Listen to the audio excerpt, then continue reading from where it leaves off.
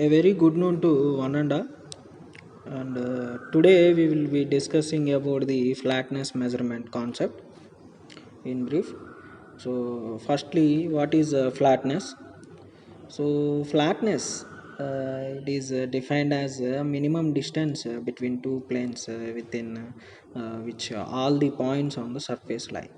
A surface along which all the points lie along a single plane is called as a perfectly flat surface, which is a perfectly flat surface. So in any manufacturing and mechanical engineering, the flatness is an important geometric condition for workpieces and tools. So flatness may be defined in terms of least squares fit to plane, worst case or overall flatness. So the overall flatness is the distance between the two closest parallel planes within. Okay, so finally, what is meant by flatness means flatness is a property of a plane, while it should always be on a flat surface. Okay, now how do we find the flatness? So when measuring the flatness, you are checking for unevenness in the surface to see how precisely flat a surface is. The most protruding part and the most concave part must be a specified distance between the two planes that are separated vertically. So the easiest way to measure the flatness. So, flatness is a name which indicates the quality level. That means a level quality. So, the quality of being level and without curved or high or hollow parts are checked.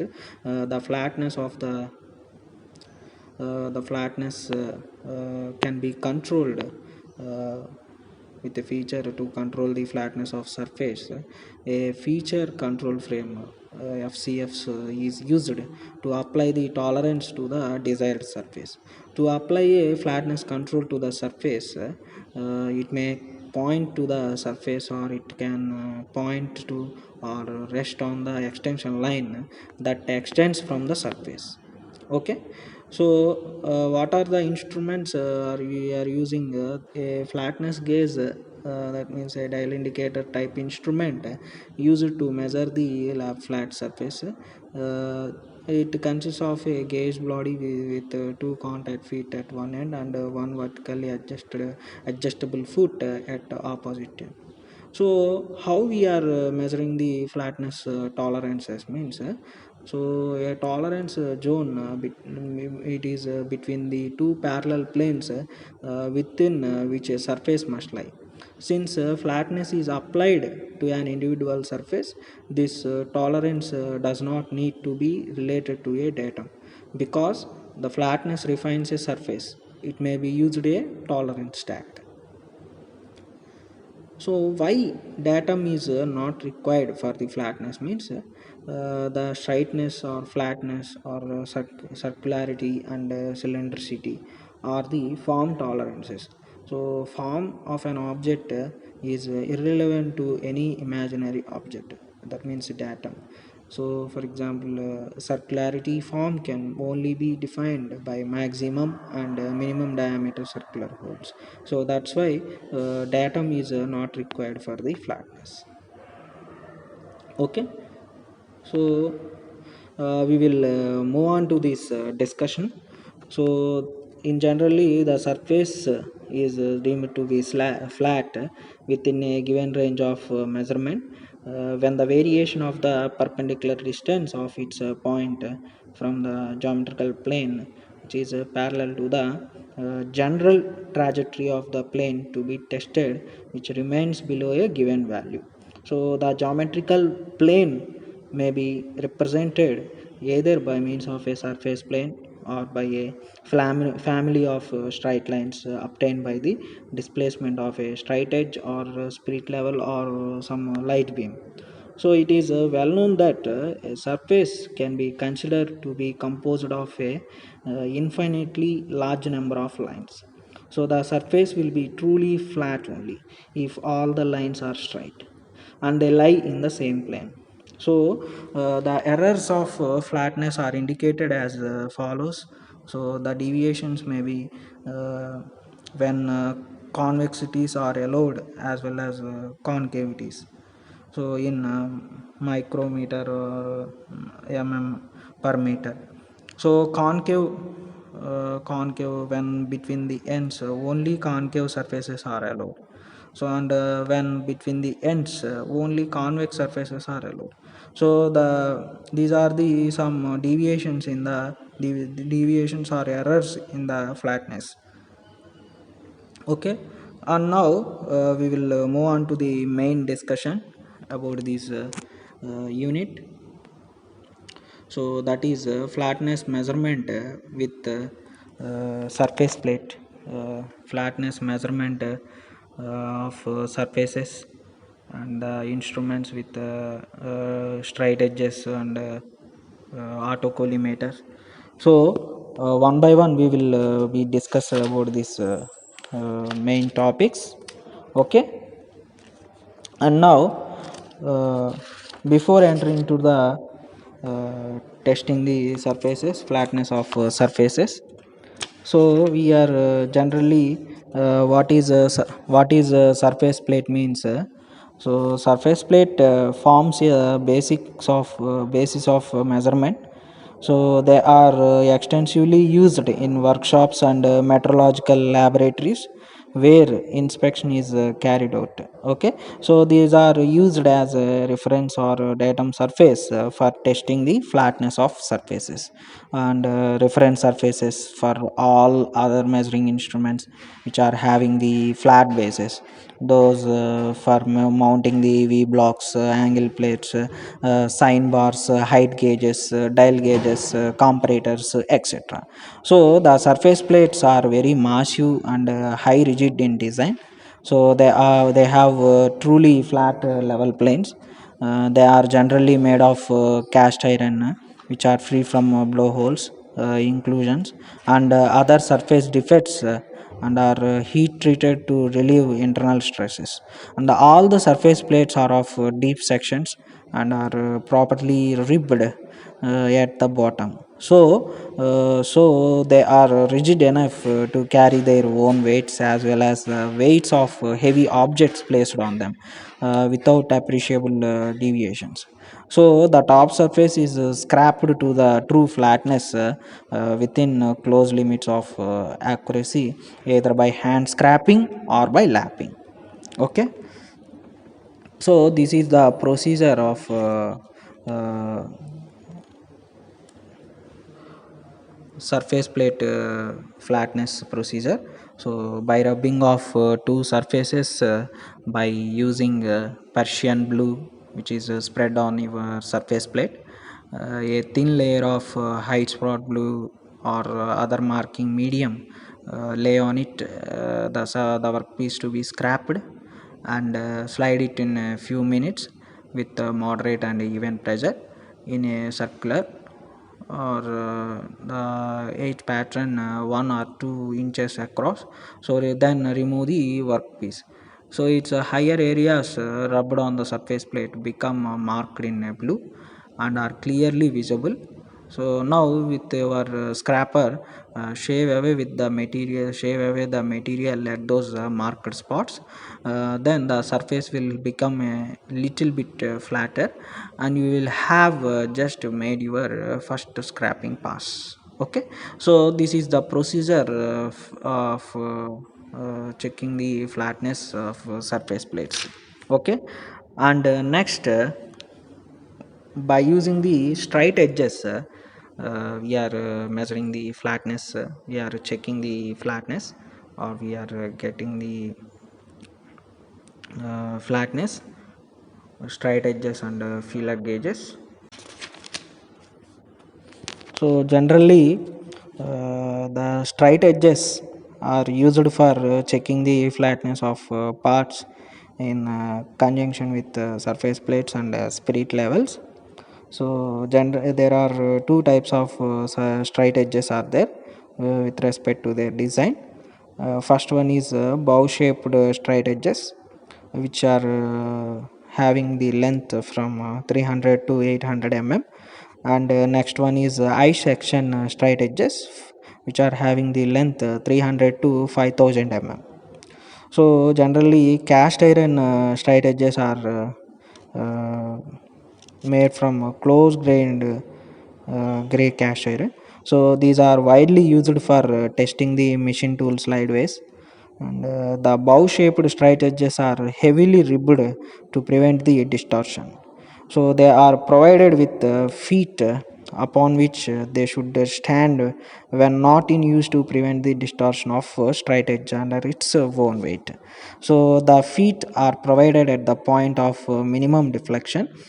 Steel or granite straight edges are available in rectangular cross section in length up to 2000 mm and have a beveled edge. So the straight edges are classified as tool maker's straight edge and wide edge straight edge and angle straight edge and box straight edge. Okay, so the tool makers straight edges are intended for very accurate work. They are available in various cross sections and lengths, which are from 70 to 3000 300 mm. So the accuracy of straight edge should be such that when placed against a well illuminated background on the toolmaker's flat or plate, no white light should be visible.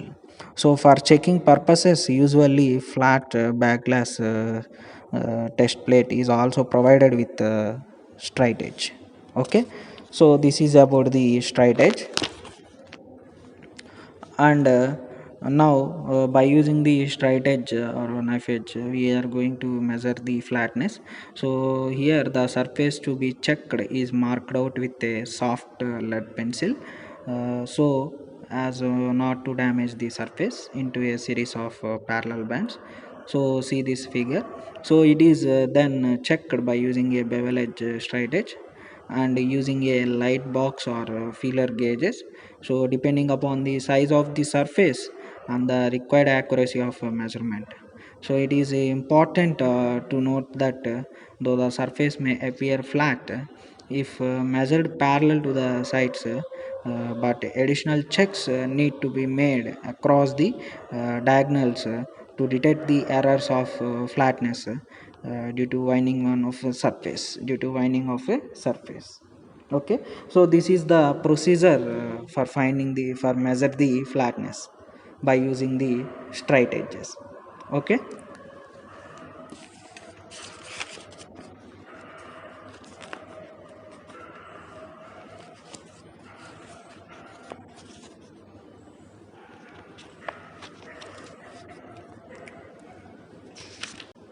and now by using a spirit level, we find the flatness.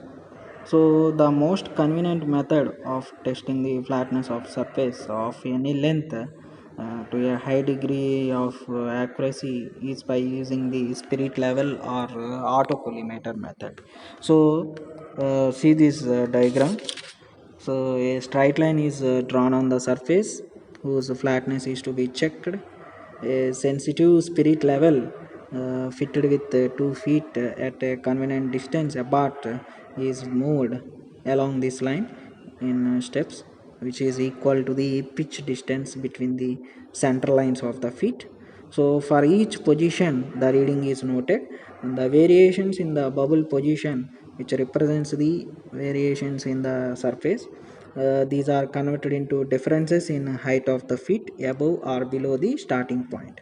So this is the procedure for checking the for measuring the flatness, for identifying the flatness by using the spirit level. Okay, and now with the by using the autocollimator.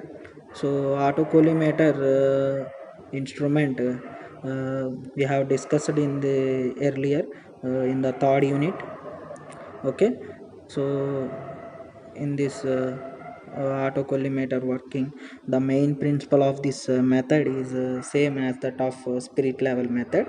So in this method, a block fitted with a feet at a convenient distance apart, and carrying a plane reflector is moved along the surface in steps which are equal to the pitch of the feet. So angular variations at each position are used to plot the graph of errors.